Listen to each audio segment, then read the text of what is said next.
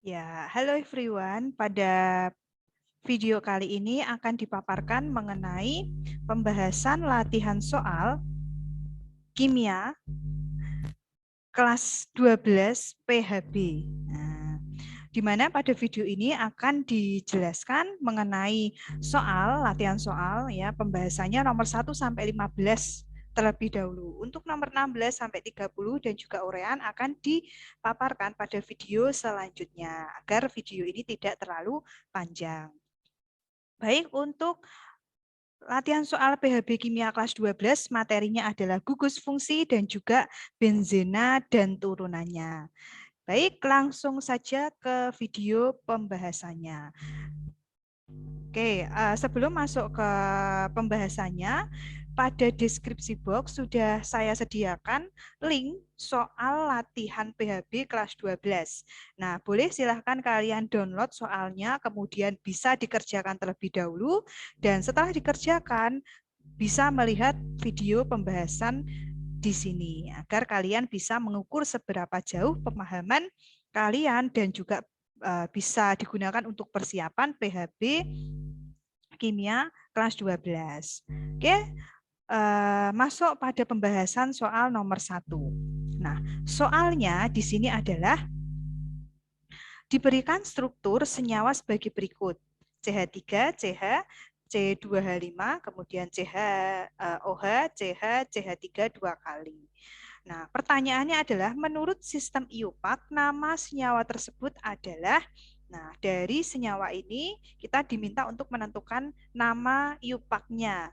Nah, di sini ada CH3 yang dikurung sebanyak 2, maka di sini ada CH3 sebanyak 2. Nah, untuk memberi nama, kita bisa tuliskan strukturnya, kita bisa jabarkan strukturnya seperti ini ya.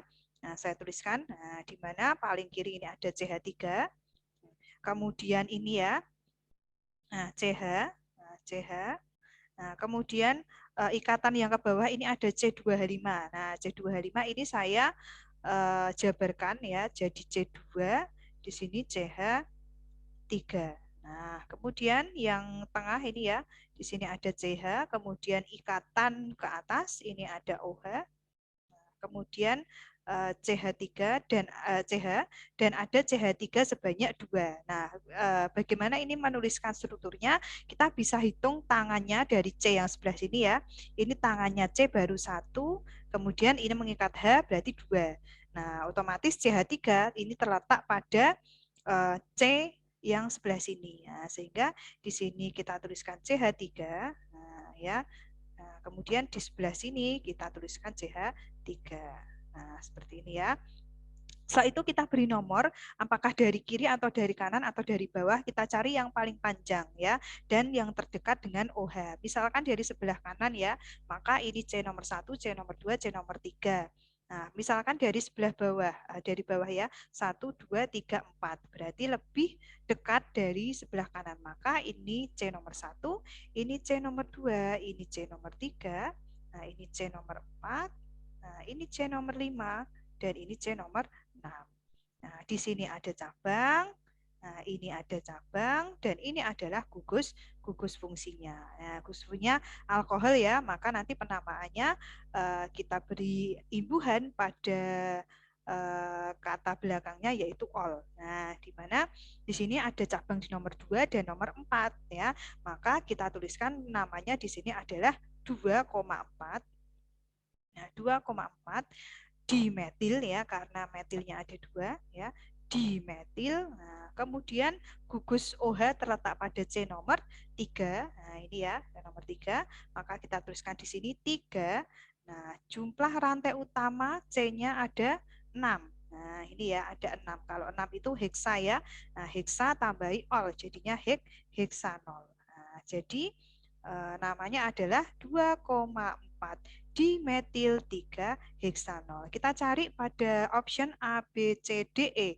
Nah, jawabannya adalah yang E. 2,4 dimetil 3 heksanol. Ya, jawabannya yang E. Baik, langsung ke soal nomor 2. Nah, soalnya adalah suatu senyawa karbon mempunyai rumus kimia C3H6O. Senyawa tersebut bereaksi negatif dengan reagen Fehling atau Tollens dan biasanya dipergunakan sebagai pembersih cat kuku. Gugus fungsi dari senyawa tersebut adalah, nah dari data soal ini kita diminta untuk menentukan gugus fungsi sesuai data yang diminta. Nah, kita lihat di sini strukturnya ya, rumus kimianya adalah C3. Nah, C3H6O. Nah, H6O. Nah, C3H6O ini adalah rumus kimia dari dua buah gugus fungsi ya. Nah, yaitu merupakan bisa C3H6O ya. Ini rumus-rumus strukturnya itu ya, CN, nah, H2NO. Nah, ini ya.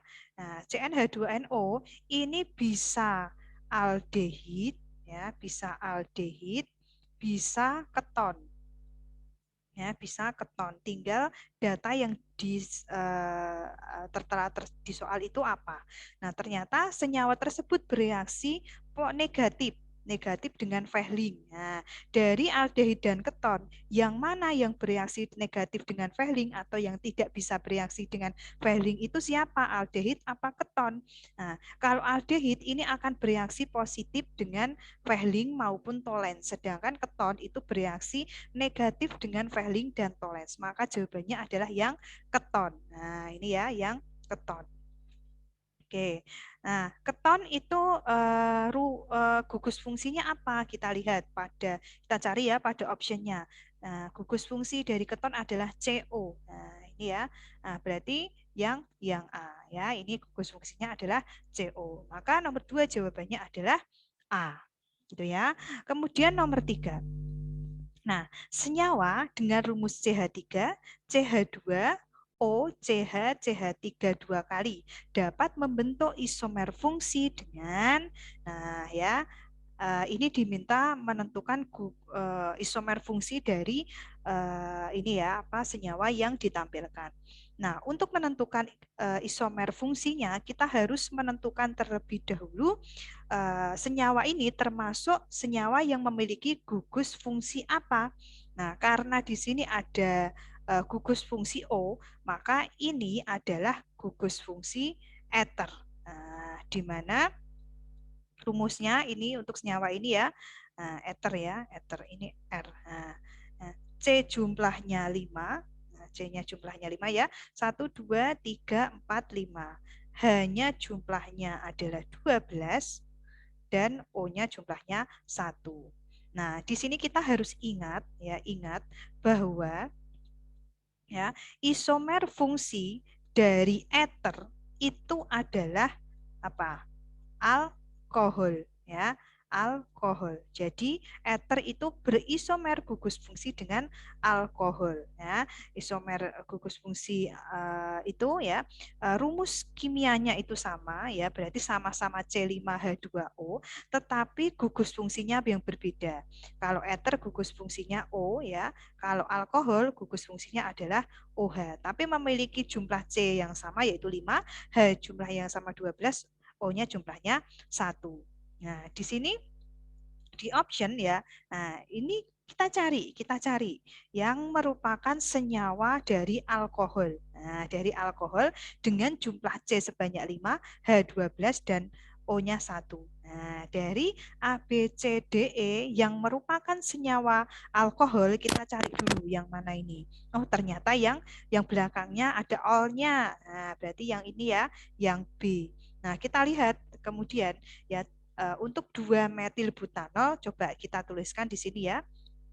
Butanol berarti ada 4C. Nah, ada 4C. Kemudian ada gugus OH. Nah, ya, kan ol ya.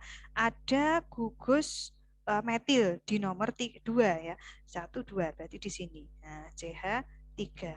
Nah, seperti ini. Nah, di sini bisa kita tuh hitung, kita lengkapi dulu ya, hanya ini 2, ini 1, ini 2. Nah, bisa kita hitung di sini jumlah C-nya ada berapa ini? 1, 2, 3, 4, 5. C-nya ada 5. Kemudian jumlah H-nya ada 3 tambah 2 tambah 3 8 tambah 1 9 ya. Kemudian tambah 2 ini 11 tambah 1 12. Nah, O-nya ada berapa? Ini hanya ada 1. Nah, di sini sudah langsung kelihatan ya bahwa soalnya itu rumusnya adalah C5H12O. Nah, di option ini ada di bagian B itu juga rumusnya adalah C5H12O, di mana ini adalah gugus fungsi alkohol dan ini adalah gugus fungsi eter. Berarti tepat ya bahwa eter ini berisomer gugus fungsi dengan alkohol. Maka jawabannya adalah yang B. Itu nomor 3. Oke, baik, selanjutnya nomor 4. Nah, nomor 4 di sini soalnya adalah sifat-sifat suatu senyawa karbon banyak ditentukan oleh gugus fungsinya. Suatu senyawa organik memiliki sifat-sifat sebagai berikut. Yang pertama, memiliki rumus molekul CnH2n plus 2O, tidak dapat dioksidasi, digunakan sebagai pelarut senyawa organik, dan digunakan sebagai obat bius. Gugus fungsi dari senyawa tersebut adalah, nah jadi dari sifat-sifat ini kita diminta untuk apa sih gugus fungsi dari sifat-sifat yang disebutkan. Nah, bisa kita lihat di nomor 1 ya, sifat nomor 1 di sini dia memiliki rumus molekul CnH2n plus 2O.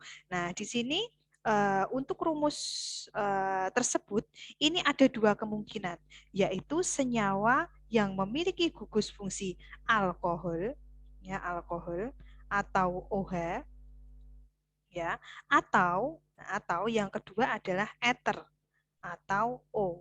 Nah, ya, atau O. Nah, yang mana kita lihat di data yang kedua, sifat yang kedua, tidak dapat dioksidasi. Nah, untuk senyawa yang tidak dapat dioksidasi antara alkohol dan ether ini siapa? Alkohol ini bisa dioksidasi, sedangkan ether tidak bisa dioksidasi. Maka kemungkinan senyawanya adalah yang ether. Nah, coba kita lihat dulu di data 3. Digunakan sebagai pelarut senyawa organik, betul. Ether ini salah satu gunanya adalah untuk senyawa, pelarut senyawa organik. Oke, lihat pada sifat keempat. Digunakan sebagai obat bius. Nah, ini juga betul. Apa senyawanya? Dietil ether. Nah, dietil ether. Nah, berarti gugus fungsi yang dimaksud itu adalah ether. Nah, ether itu memiliki gugus fungsi O. Kita cari di option yang gugus fungsinya O. Nah, yang B ini ya. Oke, berarti nomor 4 jawabannya adalah B. Lanjut nomor 5. Nah, pada soal nomor 5 ya, di sini ada 2 reaksi ya. Jenis reaksi tersebut berturut-turut adalah, nah ini reaksi apa? Coba kita bahas. Nah, yang pertama ya, kita lihat di sini ada senyawa etanol. Nah, senyawa etanol kemudian dia bereaksi dengan H2SO4 pekat berlebih pada suhu 170 derajat Celcius. Nah, terbentuk etena ya. Dia di sini punya ikatan rangkap dan hasil sampingnya berupa H2O. Nah, berarti bisa kita simpulkan di sini ya, dari ikatan tunggal, membentuk ikatan rangkap. Nah, dari ikatan tunggal membentuk ikatan rangkap itu disebut sebagai reaksi eliminasi. Nah, eliminasi ya.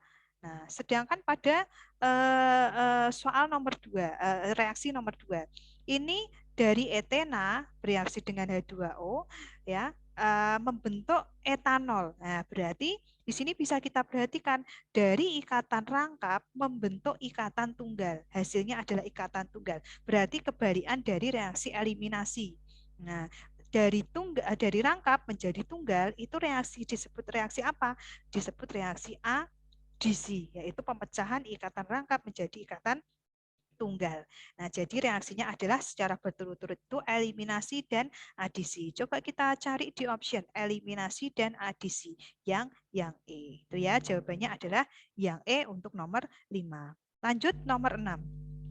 Nah, zat X memiliki rumus molekul C3H6O, diperoleh dari oksidasi propanol, bereaksi positif dengan reagen Fehling, menghasilkan endapan merah bata, dapat dioksidasi menghasilkan asam propanoat. Zat X yang dimaksud adalah, nah di sini kita harus ingat dulu ya, ingat dulu mengenai oksidasi pada alkohol. Nah, oksidasi pada alkohol. Nah, reaksi ya, oksidasi pada alkohol itu ada alkohol primer dan alkohol sekunder ya. Kalau alkohol tersier itu tidak dapat dioksidasi. Nah, alkohol primer ya, alkohol primer.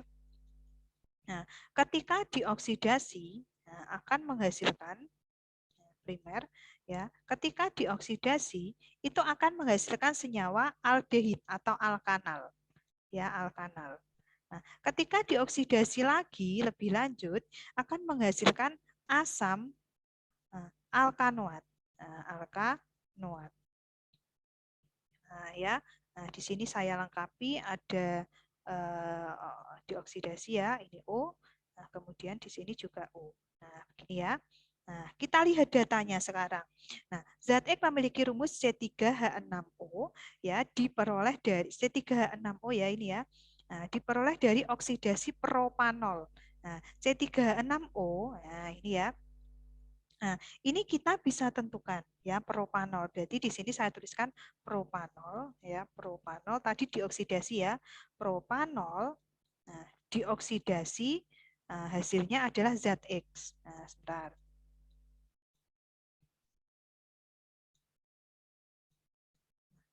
Hasilnya adalah ZX.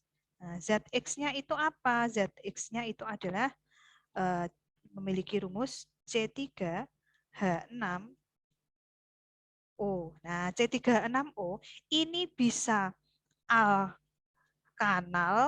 atau aldehid, bisa juga alkanon atau keton, ya. Nah, alkanon. Nah, oke.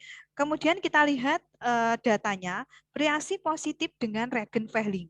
Nah, yang bereaksi positif dengan reagen Fehling itu siapa? Alkanal. Nah, berarti ini yang dimaksud ZX yang dimaksud itu adalah alkanal, yaitu ini ya alkanal. Kemudian jika dioksidasi lagi akan menghasilkan asam propanoat. Nah, ini ketika dioksidasi lagi akan menghasilkan asam propanoat. Nah, propanoat. Nah, ini ya. Nah, sehingga di sini ZX yang dimaksud adalah, nah, berarti di sini sudah langsung kelihatan ya bahwa reaksinya ini adalah oksidasi alkohol primer ya. Nah, maka di sini kan alkanal ya, ini sesuai ya, alkanal. Nah, karena C-nya ini jumlahnya propa ini kan ada 3 ya, maka alkanalnya di sini C-nya juga jumlahnya ada 3 ya. Jadi C3, nah ini ya C3H6O. C3H6O ini namanya apa? Ya, namanya apa? Jika dia merupakan gugus fungsi alkanal, namanya adalah propanal. Jadi jawabannya adalah yang B. Nah, itu ya. Oke, selanjutnya nomor 7. Nah, nomor 7 adalah soalnya suatu senyawa X yang rumus molekulnya C4H10O jika bereaksi dengan natrium akan menghasilkan gas hidrogen. Jika senyawa X direaksikan dengan larutan KMNO4 yang diasamkan akan menghasilkan senyawa Y dengan jumlah atom karbon yang sama dengan senyawa X. Jika senyawa Y dapat mengubah lakmus biru menjadi merah, rumus senyawa X tersebut adalah, nah ini ya, senyawa X ya, rumus molekulnya adalah C4, H10O. Nah ini kita tentukan dulu, ini dia merupakan alkohol atau eter, nah, ya, alkohol, nah, alkohol atau eter. Ya atau ether ini kan rumusnya kan CnH2n plus 2O ya itu kan bisa alkohol bisa ether. Nah yang mana tapi kita lihat data selanjutnya bereaksi dengan natrium akan menghasilkan hidrogen. Berarti ini bisa bereaksi dengan natrium. Nah, antara alkohol dengan ether yang bisa bereaksi dengan natrium siapa? Alkohol. Sedangkan yang ether ini dia tidak bisa bereaksi dengan natrium. Nah, yang alkohol. Nah, alkoholnya yang bagaimana ini? Jika senyawa X direaksikan dengan KMNO4 yang diasamkan akan menghasilkan senyawa Y dengan jumlah atom karbon yang sama dengan senyawa X. Ya, jika senyawa Y dapat mengubah lakmus biru menjadi merah, rumus senyawa X tersebut adalah, nah berarti ini jumlah alkohol ya, jumlah C-nya ini sama ya, sama dengan senyawa X. Berarti C-nya ada 4. Nah, coba kita lihat di sini ya. Carilah carilah yang merupakan senyawa alkohol ya, karena di sini dia ini ya bereaksi dengan KMNO4 ya. Maka rantainya di sini yang lurus ya, cari yang lurusnya.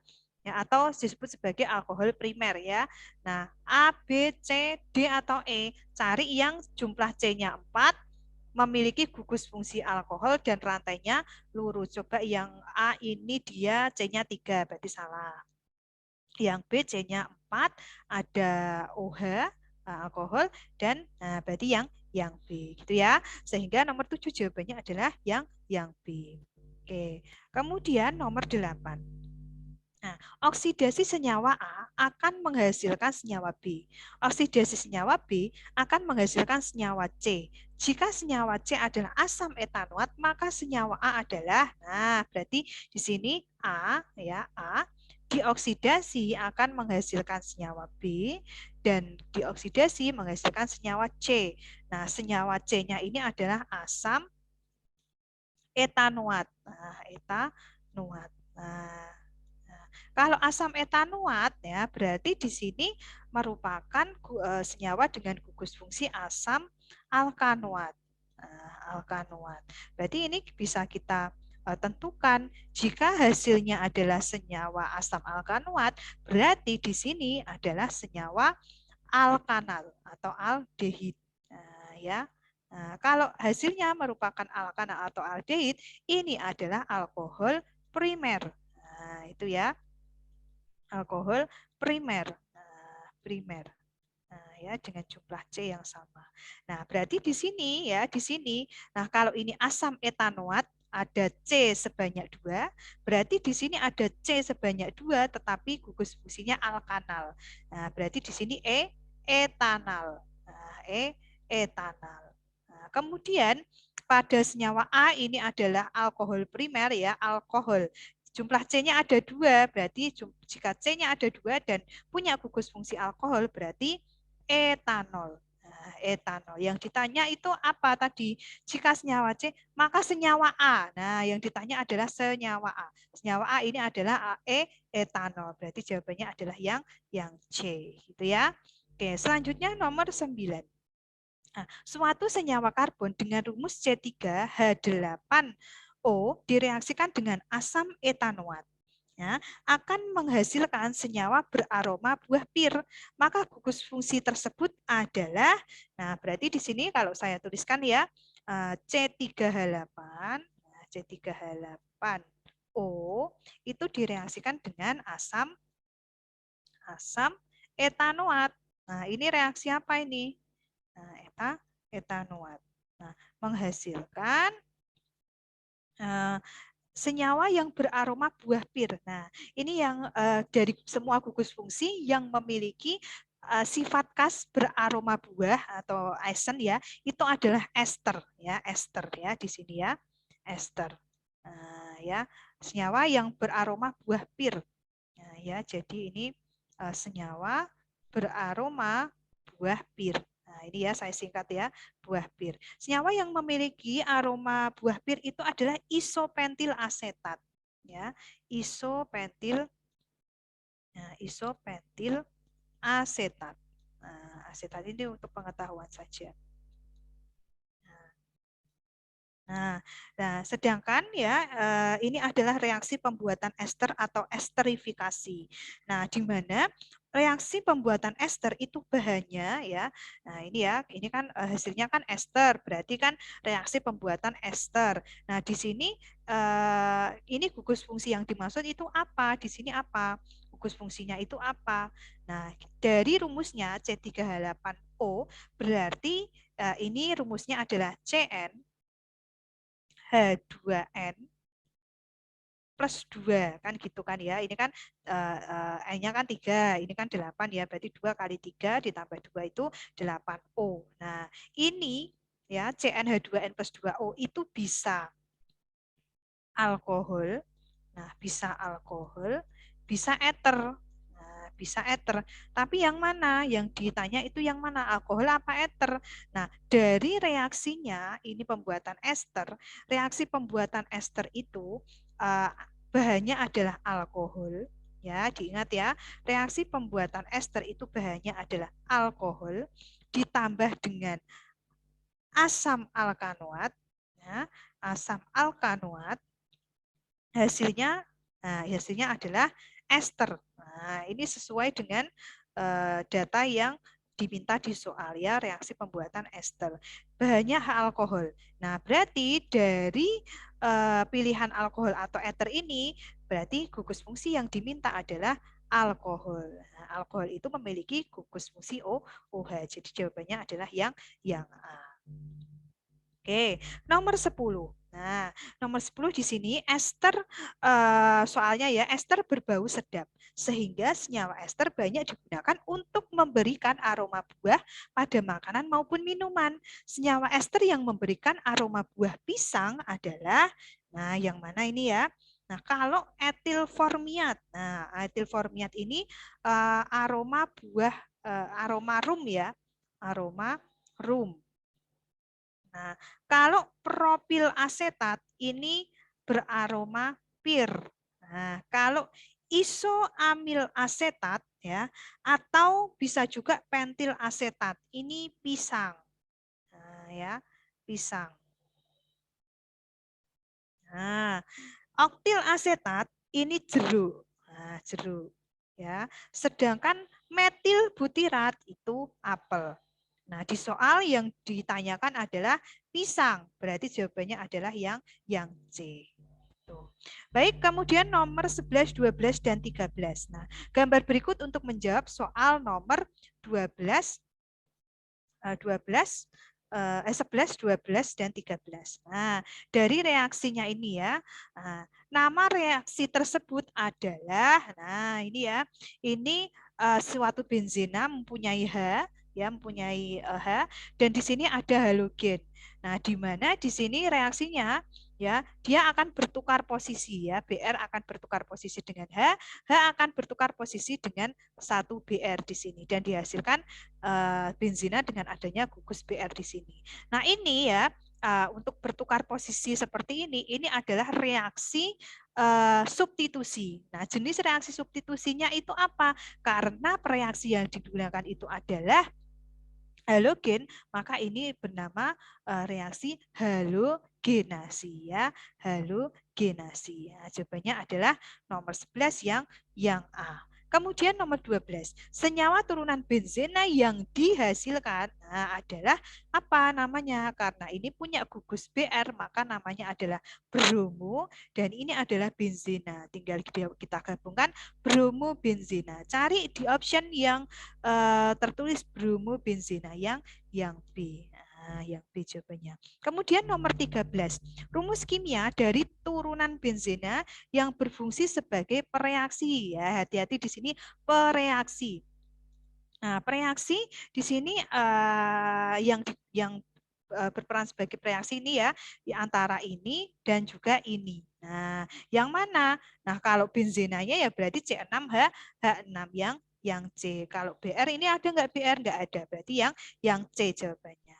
Oke, baik. Kemudian nomor 14. Nah, nomor 14 soalnya adalah hasil reaksi dari H, ya ini benzena dengan adanya H, dan CH3COCl akan dengan katalis AlCl3 adalah, nah ini ya, ini prinsipnya sama, yaitu bertukar posisi ya, di mana CH3CO ya, ini bertukar posisi dengan H. Nah, kemudian H akan bertukar posisi dengan CH3CO. Nah, ini ya. Nah, dicari ya, berarti yang di sini COCH3. Nah, berarti yang ini ya, plus HCl. Oke, kemudian yang terakhir ya, jadi jawabannya A nomor 14. Nah, yang nomor 15 yang terakhir. Turunan benzena berikut yang disebut sebagai metanitrofenol.